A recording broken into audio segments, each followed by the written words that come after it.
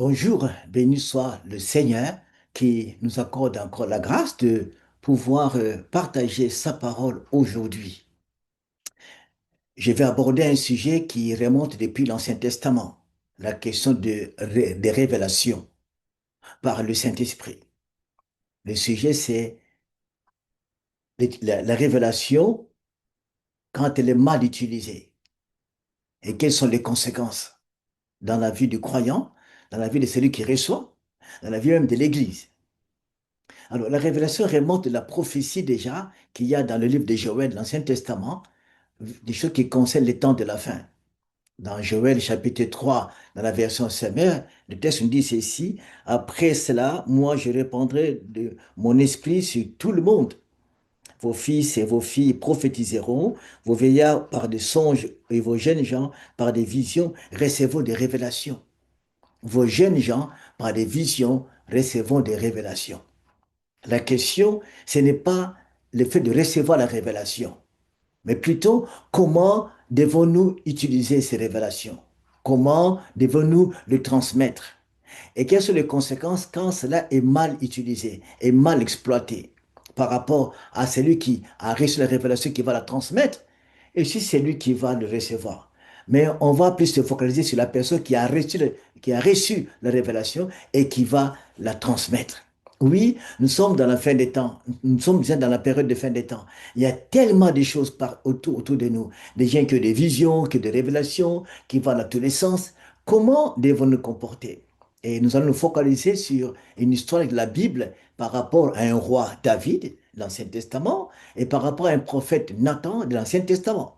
Et dans les livres de 2 Samuel au chapitre 12 et chapitre 13, ça relate cette histoire d'un homme, d'un roi, qui a été séduit, qui a convoité, qui a regardé une femme, la femme de l'un de ses soldats, qui s'appelle Uri, et qui est tombé amoureux de lui pour un juste début d'un moment, et qui a causé des dégâts terribles.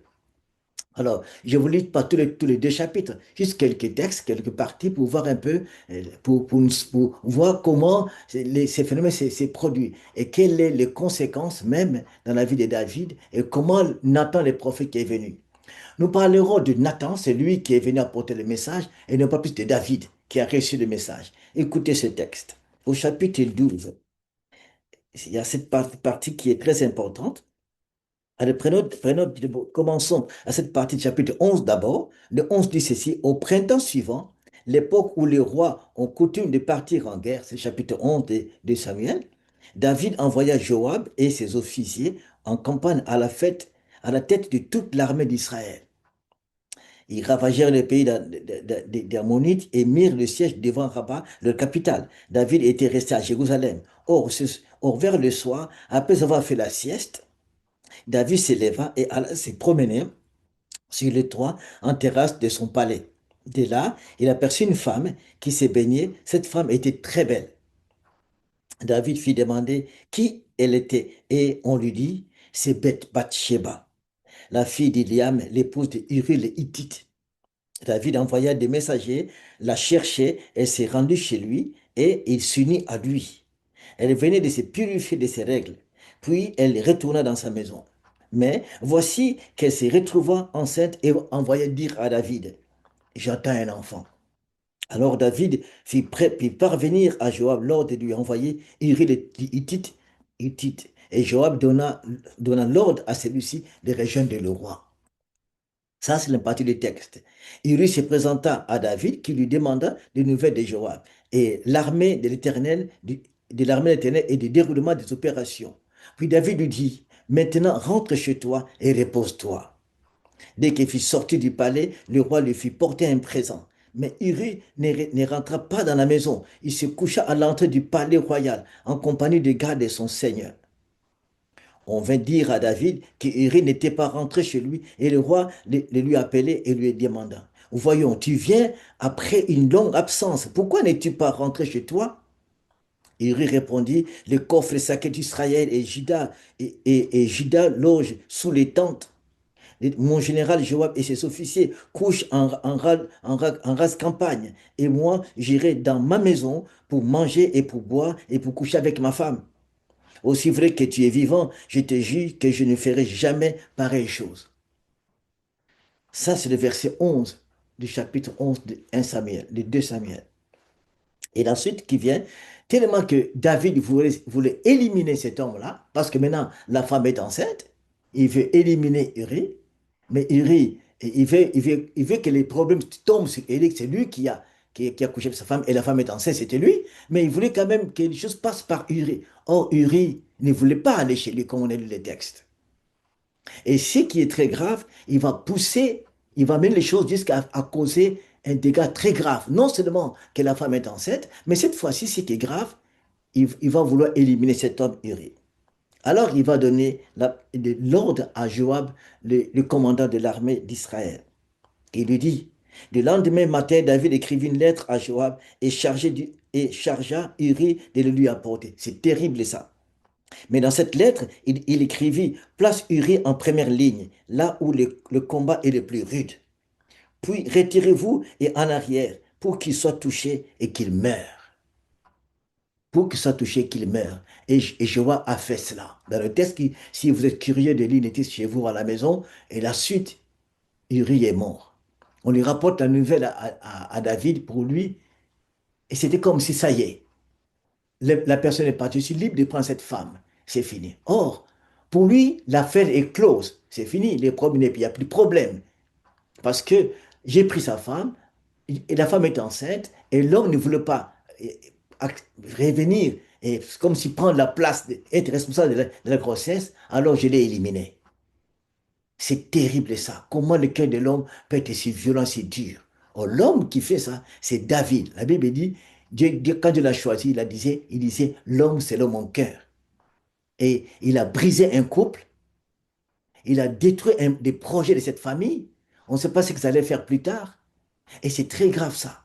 Il a péché contre Dieu. Alors le Seigneur a vu ça. Parfois c'est un péché qu'on voit qui se cache, personne ne le voit, mais le Seigneur voit. Voit ce qu'on peut faire dans le secret du cœur. Dans le secret quelque part, le Seigneur voit. Vous qui me suivez, en tant qu'enfant de Dieu, sachez-le que rien n'est caché à notre Dieu. Vous pouvez cacher un péché pendant des mois et des mois et des années, mais le Seigneur le sait. Il sait quand il va le dire, quand il va le dévoiler. Il peut même aussi, dans cet cas, te parler, mais il est souverain. Alors revenons à David. Maintenant, la chose qui est là, qu'est-ce que Dieu va faire? On ne parlera pas de David, on parlera peut-être de Nathan, le prophète qui a porté le message à David. Alors, enfin, au chapitre 12, le Seigneur envoie le prophète Nathan qui arrive. Nathan arrive chez David, il lui parle de ce problème en commençant par une histoire d'un homme qui avait une seule brebis, au chapitre 12, et qui les gardait tellement, et qui à côté de lui habitait un homme très riche qui avait deux moutons, deux brebis, beaucoup de choses. Mais cet homme riche qui reçoit chez lui un visiteur, dans le côté d'Israël, des Juifs, il va apprêter un mouton, quelque chose pour accueillir ton visiteur qui vient de voir chez lui, mais il va, au lieu de prendre ce mouton parmi tant d'autres qu'il avait, il va prendre la pauvre brebis de ce monsieur qui n'avait qu'une seule brebis. Il va la prendre, il va la prêter, il va la préparer et il va pour accueillir, faire un repas pour son visiteur. Et David entend la nouvelle, il est tellement fâché. Et qu'est-ce que David va dire au chapitre 12, verset 7? Et Nathan alors dit à David, cet homme, c'est toi. Cet homme, c'est toi. Voici ce que déclare l'Éternel. Je t'ai conféré l'onction pour t'établir le roi d'Israël. Je t'ai délivré de Saül. Je t'ai livré la maison de ton Seigneur, Saül. J'ai mis les femmes de ton Seigneur dans tes bras. Et je t'ai établi chef sur Israël et sur Juda. Et si cela n'était pas trop peu, j'étais prêt à y ajouter encore d'autres dons. Alors pourquoi as-tu méprisé ma parole en faisant ce que je considère comme mal? Tu as assassiné par l'épée Uri les Hittites. Tu as pris sa femme pour en faire la tienne. Et lui-même, tu l'as fait mourir par l'épée des Ammonites. Et maintenant, la violence ne quittera pas plus jamais ta maison, ta famille, parce que tu m'as méprisé et que tu as pris la femme d'Uri, des Hittites, pour en faire ta femme. Et maintenant, le malheur, la violence ne quittera pas ta maison. La révélation, quand elle est mal utilisée et quelles sont les conséquences. Nathan reçoit la révélation du Seigneur d'un sujet terrible. En fait, la révélation de Dieu peut aborder plusieurs sujets. Et la révélation, on apporte à quelqu'un qui concerne une bénédiction, qu'on peut apporter à un frère, voilà, Dieu m'a révélé de telles choses, c'est lui qui m'a envoyé vers toi, tu seras béni sur tel domaine. Ou bien la révélation, Dieu t'apporte une guérison, une porte qui va ouvrir pour toi, en tel domaine, on est heureux. Mais quand la révélation concerne une faiblesse, un manquement, un péché d'une personne, comment devons-nous agir? Comment devons-nous parler? Comment devons-nous nous manifester? C'est là la question aujourd'hui. Souvent, il y a un problème quand la personne qui apporte la révélation, si la révélation est des choses positives, c'est facile de le dire et dans la joie. Mais quand la révélation sont des choses négatives, il y a deux choses. On regarde la personne sur laquelle on porte le statut. Ça peut toucher aussi, on porte la révélation, son statut, la personne qu'on apporte la révélation. Et puis aussi, on regarde aussi une autre façon aussi, le regard que j'avais de la personne, comment je l'apprécie. Ça va toucher sur notre révélation avec la personne, notre façon de marcher avec lui. Et tout ça, ça prend en compte. Première chose qu'il faut savoir, c'est les révélations que j'ai reçues est-elle liée par rapport au péché de la personne, par rapport à ses faiblesses, que Dieu reproche la personne, que Dieu doit lui parler de ce que Dieu veut faire? Ça, il faut comprendre. Si c'est révélation, bénédiction, tant mieux. Mais ça, c'est révélation, jugement ou reproche. Comment dois-je me comporter par rapport à ça? Et ça, c'est très important en tant qu'enfant de Dieu. Alors, qu'est-ce qu'il faut faire? Quand Dieu nous donne une révélation, non pas pour nous détruire, non. Non pas pour nous écraser, non, pas du tout. Il apporte une révélation pour nous mettre en garde, pour nous bénir, pour nous encourager et pour nous fortifier. Et quand je reçois la révélation divine, de savoir maintenant pourquoi Dieu me donne cette révélation. Et quelle est la pensée de Dieu? Si je comprends la pensée du Père pour bénir son enfant, pour l'encourager, pour le fortifier, j'irai dans cette lignée-là de ce que Dieu va faire, dans la continuité. Je ne vais rien ajouter, je ne vais rien retrancher, mais je vais dans la pensée du Père, je bénis la personne par ce que Dieu veut faire, lui apporter simplement ce que Dieu m'a donné de transmettre à la personne. Mais bien avant, au préalable, il faut que dans les une chose, c'est préparer. Quand la révélation concerne un sujet délicat, je me prépare.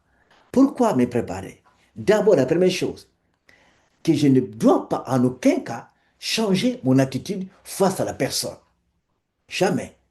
Si la personne, je la respectais, si la personne peut être plus petite que moi ou plus grande que moi, je garde l'attitude la même que j'avais avant la révélation. Ça, c'est le préparer. Mais si la révélation va bouleverser mon attitude par rapport à la personne, comment je la voyais, comment je la considérais, ça devient dangereux, ça devient très dangereux. Il faut d'abord se préparer par rapport à ça. Deuxième chose, je veux m'être prudent de ne pas être loin de la personne. J'étais proche de la personne, je la connaissais, je l'appréciais, et maintenant que la révélation ne puisse pas me mettre une distance entre toi et moi. Nathan, quand il a reçu la révélation, il est arrivé à dire à David ce que Dieu lui a dit. Dans la suite, Nathan ne va jamais s'éloigner de David. Nathan ne va jamais avoir une position autre, ce qu'il avait avant par rapport à David. La deuxième chose, n'est pas s'éloigner de la personne, n'est pas qu'une distance avec la personne. Ça peut être une distance de l'appréciation, même une distance physique, ne plus voir la personne, de s'éloigner de la personne. Ça devient très dangereux. Et troisième chose, c'est la question de la sagesse. Nathan était sage. C'était compliqué à porter une telle révélation à David, le roi d'Israël. Est-ce qu'il peut le tuer? Est-ce qu'il peut le frapper? Est-ce qu'il peut le condamner? Est-ce qu'il peut le rejeter? Tout ça, c'est compliqué.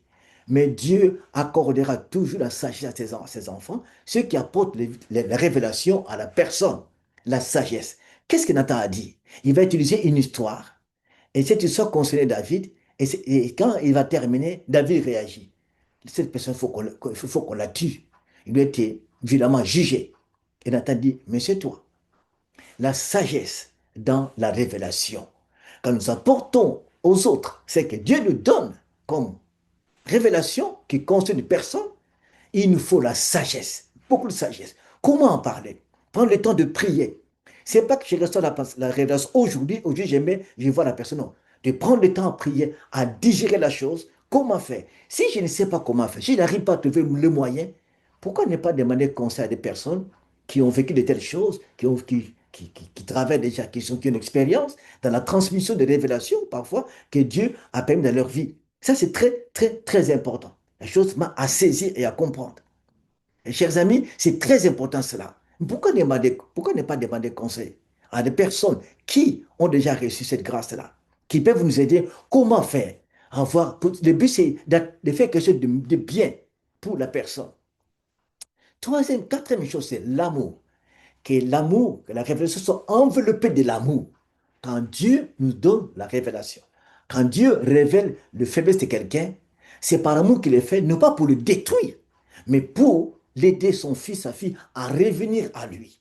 C'est un retour à lui. La révélation, c'est ramener la personne à lui. David dit ceci dans le psaume chapitre 23. Ta houlette et ton bâton me rassurent.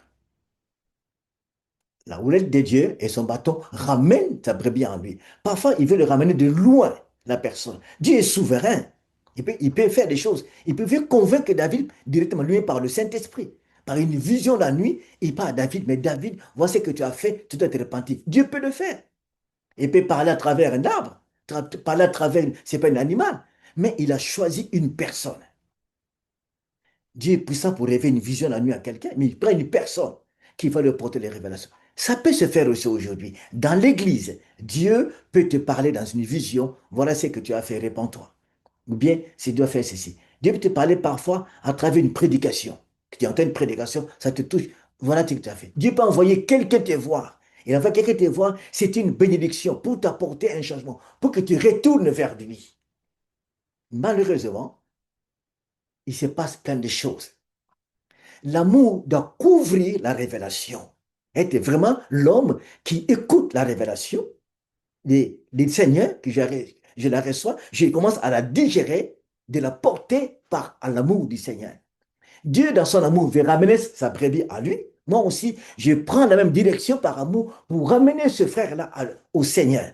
Parce que Dieu m'a donné. D'avoir cette pensée-là. Cinquième chose, c'est la compassion. Avoir cette compassion pour la personne. D'être triste, enfin, pourquoi elle a fait ça? D'entrer en prier pour la personne avant que je ne vois. Une compassion profonde. Aujourd'hui, il n'y a pas de compassion. On reçoit, on bombarde la personne, on commence à parler, à divulguer tout autour. On n'a pas la compassion. On n'a pas la compassion pour la personne qui est en train de dévier, qui est en train de souffrir quelque part. Où sont les hommes et les femmes qui ont compassion quand ils ont une révélation pour porter cela pour aider la personne? Le Seigneur Jésus a eu compassion de la révélation qu'il a reçue de Pierre et les apôtres. À la veille de sa mort, qu'est-ce que Jésus va dire? Simon, Simon, Satan cherche à t'écriber, toi et tes frères cherchent à t'écriber, à détruire ta foi. Mais j'ai prié pour toi. La compassion, je te dis, Simon, Satan veut te détruire. Mais j'ai prié pour toi, Simon. En fait, que ta foi ne puisse pas te manquer, ne puisse pas être détruite. La compassion porte Jésus, qui est la révélation. Il lui dit, voilà, j'ai prié pour toi. Déjà à l'avance, qu'avant qu'il porte. Pourquoi ne pas prier pour la personne à qui tu vois un danger devant? Comment ça veut le détruire? Où sont les hommes et les femmes qui prient pour les autres dans la révélation? Le problème, parfois, je ne sais pas, ça c'est ma position. Il y a de moins en moins de révélations, vraiment. Et si les gens se comportent de telle manière, de ne pas être dans la compassion, combien de personnes seront blessées? L'Esprit Saint, je pense, c'est l'esprit de sainteté, l'esprit de paix et d'amour, ne va pas continuer à donner la révélation à une telle personne qui fait que du mal, qui peut s'éloigner de quelqu'un. Le Seigneur ne voudra pas apporter la révélation à quelqu'un qui est dans cette attitude pour ne pas le perdre, pour ne pas le faire tomber dans le péché. Dieu ne nous pousse pas dans le péché, pas du tout. Donc, il ne va plus te révéler. Si autrefois, tu recevais des révélations par la part du Seigneur et que par ton comportement, il n'y en a plus, c'est vrai, c'est normal parce que tu te comportes mal. Il ne va pas te révéler ça.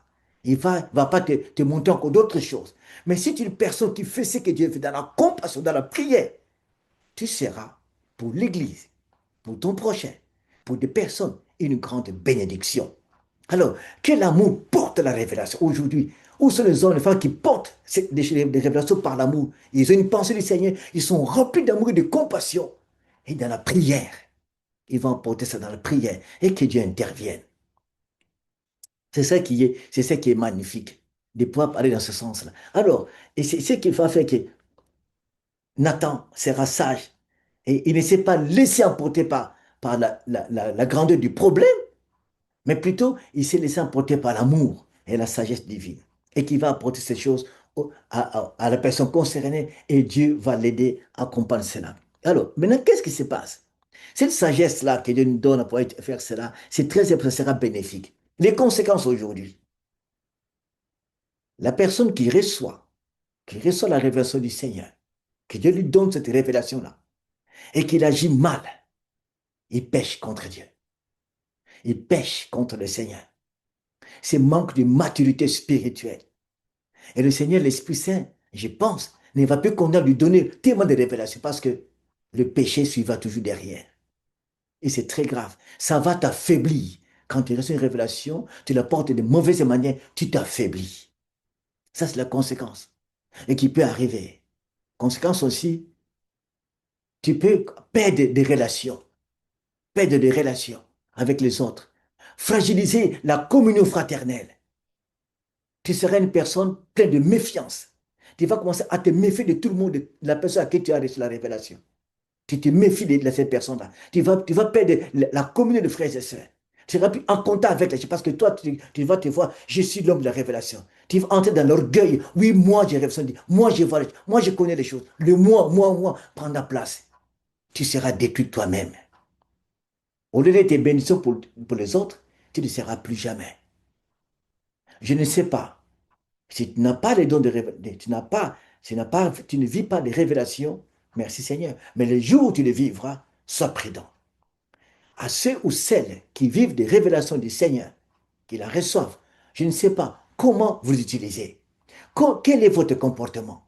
Et si vous avez agi de telle manière, vous avez changé de position par rapport à quelqu'un, répondez-vous. Changez de position, revenez au Seigneur. En fait, que la personne que vous critiquez, que vous parlez mal, vous avez mal par les choses, la personne peut être bénie. Sa vie progresse avec Dieu. Mais toi, tu fonces dans le mal. Lui, la personne, elle qui était dans le mal, dans le péché, à qui tu as apporté la révélation, se répand et fonce avec Dieu. Mais toi qui as apporté le message, le messager, tu tombes dans le péché. C'est le cas inverse. Ça ne plaît pas au Seigneur. Alors sois prudent. Si nous désirons que le Seigneur parle, nous révèle des choses cachées dans là où nous vivons, pour que nous progressions, Dieu peut apporter la révélation comme il le veut, selon son plan, selon son programme. La révélation, on ne l'invente pas la vision. Non, non, pas du tout. Si Dieu nous donne, car il a un projet, il a un but. Restons dans le but que Dieu a préparé pour telle révélation, en fait que son peuple soit béni. Soyons très prudents par rapport à cela. C'est pour cela, il y a des communautés qui refusent les dons du Saint-Esprit parce qu'ils ne veulent pas. C'est ne savent pas comment gérer. Combien de personnes sont séparées? Combien de gens sont écartés?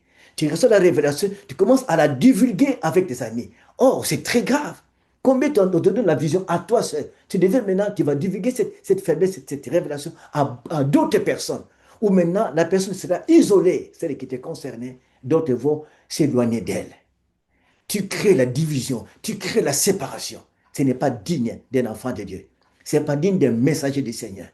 Avez-vous connu des divisions comme ça, des séparations, à cause de ce que tu as fait, ce que tu as dit? Répands-toi. Donc demande pardon au Seigneur. Car ce comportement n'a pas plu au Seigneur. Je viens simplement te dire ce message-là. Si vous voulez de changer, de voir Dieu se manifester puissamment dans nos milieux et déverser en nous des révélations extraordinaires pour nous aider à un réveil, préparons nos cœurs d'abord. Comment devons-nous nous comporter? Que le Saint-Esprit, qui connaît le cœur des hommes et des femmes, qui sait ce qui est au fond de nous, nous aide vraiment à nous préparer à être remplis d'amour, de grâce, de sagesse, de compassion, d'esprit de prière pour porter les révélations qu'il va nous donner vers les autres. Soyez bénis. Que le Saint-Esprit travaille encore dans ce domaine-là, afin que les églises, afin que nos familles puissent trouver des grandes bénédictions. On a besoin de Dieu. On a besoin de sa révélation dans beaucoup de domaines. Que le Saint-Esprit nous remplisse et qu'il nous parle. Si cette parole vous a plu et qui vous a touché personnellement, qui vous a aidé à vous repentir, à vous préparer par rapport à ce que vous devez faire, à désirer la passion, à désirer les révélations du Seigneur, alors tu peux la partager à d'autres personnes qui soient aussi bénies. Que le Seigneur nous fortifie Que le Seigneur nous renouvelle de plus en plus. Soyez bénis et passez un bon été. Que la grâce du Père demeure à chacun de vous. Merci. À bientôt. Au revoir.